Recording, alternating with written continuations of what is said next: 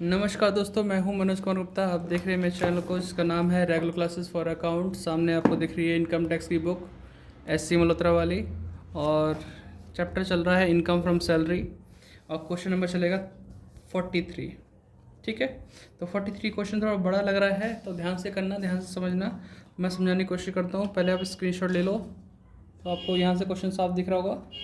तो पहले पढ़ते हैं, फिर क्वेश्चन कराते हैं। ठीक है, इसमें लिखा है mister Nasir is working in a jute mill company in Kolkata since 1st March 2013। इस यहाँ से काम कर रहे हैं। He is in the grade of 8,400, 16,700 23,000 plus a dearness allowance कितना दे रखा, 20% ऑफ बेसिक पे।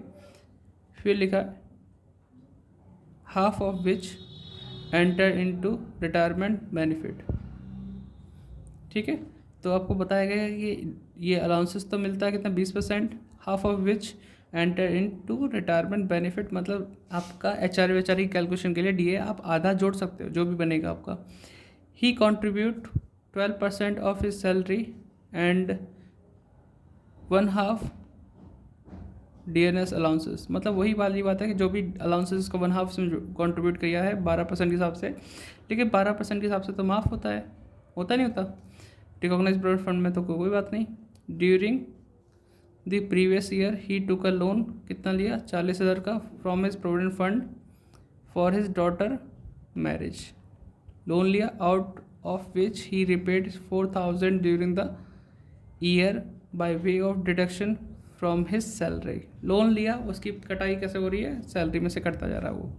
ठीक है, प्रोविडेंट फंड से लिया था और डॉटर की मैरिज के लिए। ठीक है, बताएंगे कैसे करेंगे, क्या होगा इसका सब कुछ। He has been provided with a rent free house, rent free house on by mill, the fair rent of which कितना है, 44,000। He is getting conveyance allowance 600 रुपये पर मंथ है for private purpose. Medical allowances दे रखा है, ये convince allowance है, ये मेडिकल अलाउंस दे रखा है इसमें 400 रुपये, सर्वेंट अलाउंस दे रखा है 400 रुपये पर मंथ। ठीक है, he received 1,20,000 for encashment of leave 1 सितंबर 2020 को, being 10 month leave not avail. ठीक है, 10 महीने की वाली जो सैलरी है वो अवेल नहीं की, मतलब 10 महीने से, being 10 month leave not availed, अभी तक 10 महीने की जो छुट्टी वो नहीं ली गई है, उसके चक्कर में पैसे मिले हैं। As per rules of company Nasir was entitled to 30 days leave for every year service. हर साल में जो देखा 30 दिन की लीव सर्विस ले सकते हैं। ठीक है, आगे लिखा जाएगा he had been provided with a facility of gardener cook who are each paid 150 रुपये पर मंथ बाय द एम्प्लॉयर। ठीक है, तो यानी गार्डनर कुक के लिए 150 रुपये दे रखा है। He is also provided with a small car by employer for official and private use. 2 children of mister Nasir are studying institute run by employer. ठीक है, समझ रहे हो यहाँ पे, स्मॉल कार के लिए बोल दिया, 2 बच्चे हैं स्टडी कर रहे हैं इंस्टीट्यूट में, run by employer, for which no fees are paid, कोई फीस नहीं जाती है। एक्सपेंसिव पर स्टूडेंट कितना है, 600 रुपये पर मंथ है, जबकि 1,000 रुपये बोला था है। 1,000 रुपये से ज़्यादा खर्चा हो तो टैक्सेबल सैलरी में जुड़ता है, अदरवाइज माफ़ रहता है। तो बस ये बोला है, और प्लस इसमें ये बोला salary is due on first day of next month. जब ऐसा बोला जाता है तो हम कहते हैं सैलरी के लिए जो साल होगा 1 मार्च से 28 फरवरी तक जोड़ा जाएगा, उसी का हिसाब किताब, क्योंकि अगले महीने की पहले दिन को सैलरी मिल रही है। ठीक है, तो उससे क्वेश्चन करके दिखाते हैं, आप स्क्रीनशॉट ले लो। तो उम्मीद करता हूँ आपने ले लिया होगा, स्क्रीनशॉट पूरा दिख रहा है तो ठीक, क्वेश्चन करते हैं। तो स्टार्ट करते हैं क्वेश्चन को। तो यहाँ मैं इस पेज से स्टार्ट करूँ, आधा इस पेज पे होगा, आधा अगले पेज पे होगा, तो ध्यान रखिएगा। तो पहले मैं वर्किंग नोट ही करूँगा इसमें सैलरी का, जिसमें ग्रेड पे दे रखा है। तो पहले लिखूँ कैलकुलेशन ऑफ सैलरी। ठीक है, तो सैलरी कैलकुलेशन करने के लिए आपको पता है कि ग्रेड पे आपको दे रखा है, और ग्रेड पे स्टार्ट होता है 1 मार्च से 1 मार्च 2013 से स्टार्ट होता है और ग्रेड पे है क्या 8000 डैश 4000 डैश 16000 डैश 700, ये 400 बोलना था, मैं 4000 बोल दिया गलती से लगता है, और 23,000। मतलब 8,000 से जॉब करना स्टार्ट हुआ, हर साल उसके 400 रुपये बढ़ेंगे जब तक 16,000 ना हो जाए सैलरी, फिर 700 बढ़ेंगे जब तक 23,000 पर ना पहुँच जाए। हमारा AY जो होता है वो होता है 21-22 और PY होता है 20-21। तो हमें PY तक का लेके चलना है। सैलरी अगले महीने की 1 तारीख को ड्यू होती है, तो हम यहाँ पे लेके चलेंगे ईयर आपका 1 मार्च से 28 फेब वाला। ठीक है, वो तो खुशकिस्मती यह है कि हमारा ये जो ज्वाइनिंग है 1 मार्च से ही की गई है, तो आराम से निकल जाएगा। कैसे? 1 मार्च 2013 से, अब साल 12 महीने का होता है तो 12 महीने देखो कब होगा, 28 फेब 2014। क्या सैलरी रही? 8,000। ठीक है, फिर 1 मार्च 2014 से स्टार्ट हुआ, 28 फेब 2015 पे ख़त्म हुआ साल, 400 बढ़ा दो 8,400। ऐसे ही करते रहना, थोड़ा सा बड़ा काम में कर लो। 1 मार्च 2015 से साल स्टार्ट हुआ, 28 फेब 2016 तक चला, तो 8,800। फिर 1 मार्च 2016 से स्टार्ट हुआ, 28 फेब 2017 तक चला, तो 9,200 हो जाएगा। 1 मार्च 2017 से, क्योंकि अभी तो इजी मिल गया तो आप ऐसे ही 7 साल के हिसाब से भी कर लोगे ना, तो भी 2800, लेकिन मैं शॉर्टकट नहीं करूँगा, मैं आराम से समझाऊँगा। 28 फेब 2018 तक 9,600, 400 बढ़ती जा रहे। फिर 1 मार्च 2018 से स्टार्ट किया, 28 फेब 2019 तक के लिए, तो ये 10,000 हो गया। ठीक है, 400 बढ़ गए। फिर 1 मार्च 2019 से हुआ 28 फेब 2020, 10,400। 1 मार्च 2020 से स्टार्ट हुआ, 28 फेब 2021 तक के लिए, जो कि सैलरी है 10,800। ठीक है, अगर ये ज्वाइनिंग होती जनवरी फरवरी ऐसा कुछ लिखा होता तो भैया हमें सोचना पड़ता कि 2020 में मार्च से स्टार्ट करना है, अगले साल फरवरी तक रुकना है, तो कितने महीने इसमें आएगा, कितने इसके आएंगे, तो ऐसा होता। अभी तो 10,800 ईजीली आ गया, और हमें पता है ज्वाइनिंग मार्च में हुई तो बहुत आसान पड़ गया। तो ये हमने यहाँ पे लिख लिया, आप भी इसे नोट डाउन कर लो, फिर मैं अगले पेज पे चलता हूँ, वहाँ पे पूरा पूरा लिखता हूँ इसे। तो वीडियो पॉज करो, आप लिख लो इतना, उम्मीद करता हूँ लिख लिया होगा। ऐसी आइडिया लगाया ना, पॉज करने का तो आपने लिख लिया होगा। पेज पलटता हूँ, 43 क्वेश्चन ही है। 43 क्वेश्चन, ठीक है। यहाँ लिखते हैं computation of taxable income from salary. ठीक है, फॉर द असेसमेंट ईयर 2021 और 22। फर्स्ट सैलरी हम लिखने हैं, कितनी थी, 10,800 आई थी ना, इंटू 12 कर दो, कितना आता है, सॉल्व करते हैं।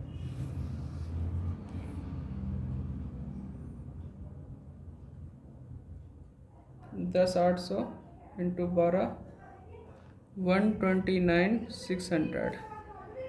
फिर दूसरा पॉइंट कहाँ गया, DNS अलाउंस बोला 20%, लेकिन हाफ आपका as per terms of employment है, तो DA लिख दो 20%, तो इसी का 20% निकालेंगे सैलरी का, तो ये आएगा 25,920, लेकिन आधा ही हिस्सा जो है वो आ सकता है as per terms of employment, ध्यान रखना इस चीज़ का। ठीक है, आगे बढ़ते हैं हम।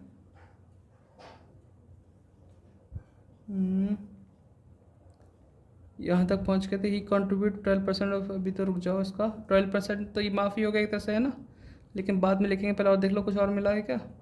लोन लिया था प्रोविडेंट फंड से, इसका कुछ नहीं होता डॉटर मैरिज का, है ना। और जो डिडक्ट होता रहेगा सैलरी के तौर पे, क्योंकि कोई भी इस तरह का लोन हो जो सैलरी से कटता रहे वो नहीं आता। एडवांस सैलरी आए तो बात अलग है, लेकिन इस तरह से नहीं आएगा। तो आगे बढ़ते हैं। रेंट फ्री हाउस है, हाँ। कन्वेंस अलाउंस भी मिल रहा है ऐसे, है ना। कन्वेंस अलाउंस मिल रहा है, प्राइवेट पर्पज़ के लिए यूज़ किया। और मेडिकल अलाउंस है, सर्वेंट अलाउंस है। तो ये तीनों अलाउंसेस लिख लेते हैं पहले।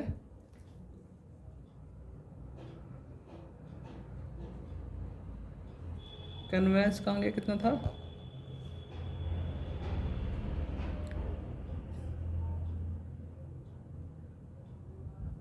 अलाउंस 600 रुपये पर मंथ, 600 इंटू 12 हो जाएगा, पूरा पूरा टैक्सेबल, क्योंकि प्राइवेट पर्पज़ के लिए है।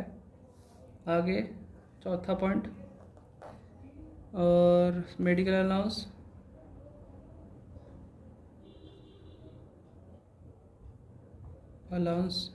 ये कितना था, मेडिकल अलाउंसेस 400 रुपये, 400 इंटू 12 हो जाएगा। पाँचवा पॉइंट, सर्वेंट अलाउंस,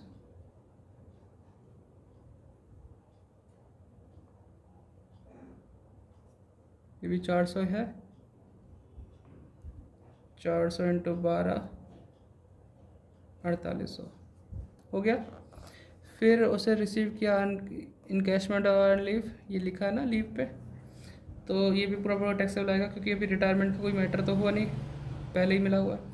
तो इसमें लिखते हैं इनकैशमेंट, कितनी अमाउंट थी,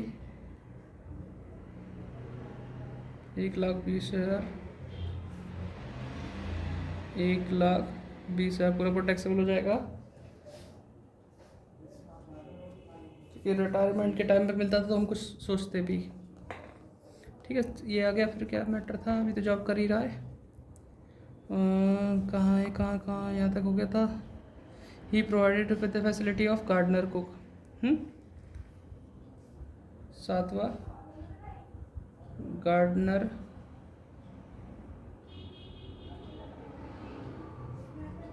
कुक,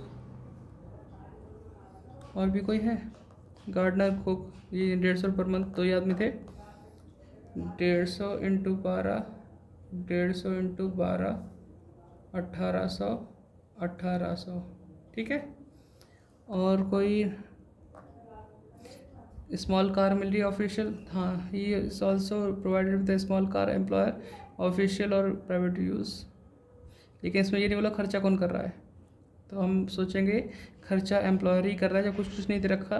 तो इसमें हम लिखेंगे 1800, 2400, 900 वाला, 1800 वाला यूज़ करेंगे। 9 पॉइंट, कार का स्मॉल कार 1800 इंटू 12, 1800 इंटू 12, 21,600 हो गया। फिर हमारे पास क्या रह गया,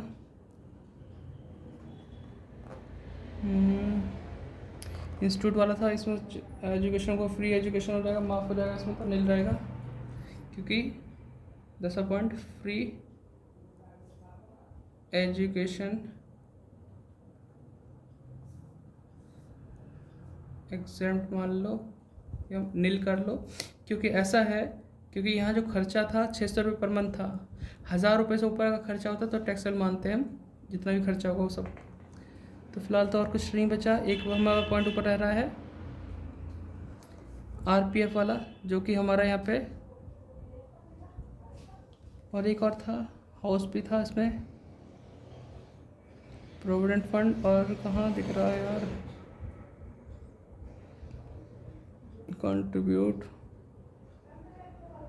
प्रोविडेंट फंड, डॉटर मैरिज हो गया, rent free house which is इतना रेंट है, इस गेटिंग, ये तो हमने पढ़ लिया। तो चलो अब इसे सॉल्व करते हैं। पहले 12% वाला लिखूँगी, ये तो माफ़ रह जाएगा पूरा पूरा, क्योंकि ये 12% की लिमिट है। तो employer contribution to RPF in excess of 12%। तो 12% के अंदर ही था, 12% ही किया है तो एग्जाम्प्ट हो जाएगा। 12वां हो जाएगा value of rent free house. अब इसको देखते हैं रेंट फ्री हाउस के लिए क्या बोला गया है।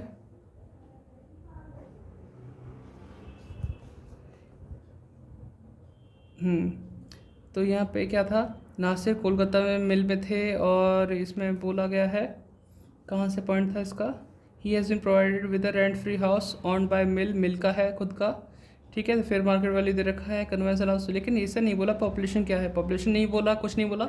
तो सैलरी का 15% यूज़ करके लगाना इसे। तो इसे तो हम सॉल्व करेंगे वर्किंग नोट में, ठीक है, वहीं सॉल्व कर लेंगे, या फिर चाहो तो यहाँ भी कर सकते हो, क्योंकि इसमें कुछ पैसा फर्नीचर वगैरह नहीं दे रखा, कुछ हमसे मांग नहीं रहा, तो ये चीज़ तो यहाँ भी हो सकती है। वो आपकी इच्छा है कैसे करोगे। बाकी और पॉइंट एक बार नज़र मार लो, कुछ रह तो नहीं गया हमसे, सारे पॉइंट तो हो ही गए, लोन वाला पॉइंट आएगा नहीं, ठीक है। तो यहाँ करते हैं ग्रॉस सैलरी, फिर भी एक लाइन छोड़ दी, कुछ अगर रह जाए बाद में के लिए, बाद में हो तो एडजस्टमेंट हो जाएगी। तो ग्रॉस सैलरी लेस डिडक्शन, वही स्टैंडर्ड डिडक्शन, डिडक्शन जो कि 50,000 आ जाएगी करके टैक्सेबल सैलरी, ठीक है। तो चलो मैं वर्किंग नोट में ही करा देता हूँ, पीछे जगह बची है थोड़ी सी, वहीं चल सकते हैं, वहीं करते हैं, ठीक है। पेज पलट रहा हूँ, पीछे चल रहा हूँ, लेकिन चक्कर बार बार देखना पड़ेगा इसमें।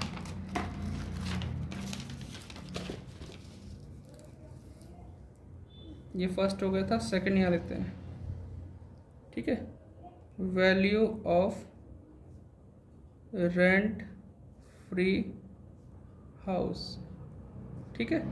तो मैं सारी वैल्यू यहाँ लिख लेता हूँ, तब आपको मिलता हूँ, पहले वीडियो पॉज कर लेता हूँ, लिख लेता हूँ। मैंने वैल्यू लिख ली है, कैसे कैसे लिखी है एक बार देख लो जरा। ओहो इधर चला गया पेज, यहाँ से दिखा देता हूँ।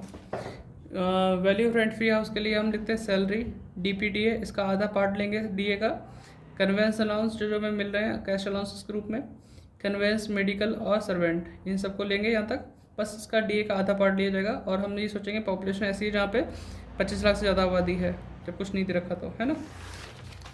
तो इसे अब टोटल करते हैं, ये सब ले लिया, इसे टोटल करके कितना अमाउंट आएगा वो देखते हैं।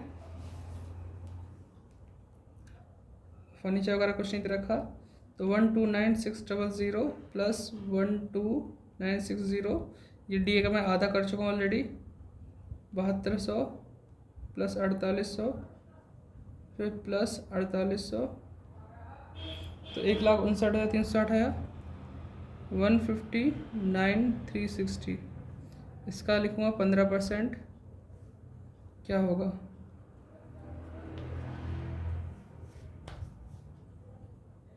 अच्छा मल्टीप्लाई 15% करते हैं, तो 23,904 ये आएगा हमारे पास। और यही लिख के दिखाना है, क्योंकि हमारे पास ना तो फर्नीचर है जो ऐड करके दिखाना हो, ना ही कुछ चार्ज किया है जो माइनस करके दिखाना हो। 23,904, ठीक है, आप नोट कर चुके हो इसे, ठीक है। तो 23,904 रुपये लिख देंगे। अब लिखने के बाद इसे टोटल करते हैं पूरा और फिर माइनस करते हैं, ठीक है। आप भी नोट डाउन कर लो आराम से 43 क्वेश्चन को। 129,600 प्लस 25,920 प्लस 7,200 प्लस 4,800 प्लस 4,800। कई बार बच्चे सोचते हैं यार भैया आपने यहाँ तो इसके लिए ऐड किया फिर उसका जोड़ लो, हमें ये भी ध्यान रखना ये पूरा अमाउंट नहीं जोड़ा था उस समय, यहाँ तो जोड़ लिया, प्लस 1,20,000, ठीक है, प्लस 1,800 प्लस 1,800 प्लस 21,600, 23,904, ठीक है, 3,41,424, ठीक है। अब इसमें से 50,000 माइनस कर दो, ठीक है, ये माइनस कर रहा हूँ, आंसर देख लो आप कितना मैच कर रहा है, 291424, 291424 यही आंसर है। तो आप इसे नोट डाउन कर लो बैठ के। ठीक है बेटा, कर लेना आराम से, मिलते हैं नेक्स्ट वीडियो में, बाय बाय।